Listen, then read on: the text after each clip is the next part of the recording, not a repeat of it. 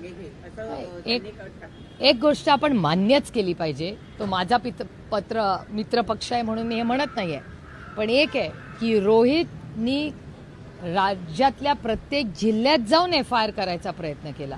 अनेक राज्यांपर्यंत तो गेला.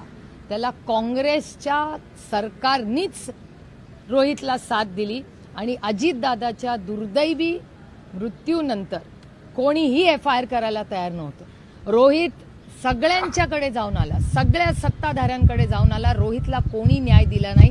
रोहित पवारांना न्याय, अजित पवारांना न्याय हा काँग्रेस पक्षाने दिला.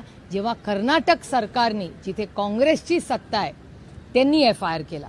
त्याच्यामुळे मी नुसतं सुप्रिया सुळे म्हणून आणि अजित पवारची बहीण म्हणून नाही, पण जे अजित पवार प्रेमी आहेत, दादाला न्याय द्यायचं पहिलं पाऊल हे कोणी केलं तर ते रोहितच्या पुढाकाराने कर्नाटकच्या काँग्रेस सरकारने केलं. मी जाहीरपणे राहुल गांधींचेही आभार मानते, कारण रोहित राहुल गांधींकडे गेला आणि राहुल गांधींनी तेव्हा सांगितलं कुठलंच महाराष्ट्राचं सरकार घेत नसेल तर मी माझ्या सरकारांना सांगतो जिथे आपल्या विचाराचं सरकार आहे, आणि त्यांनी कर्नाटकाला फोन केला, तिथून मदत झाली.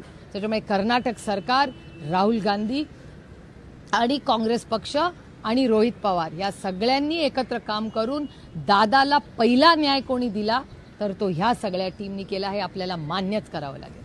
थँक्यू. थँक्यू.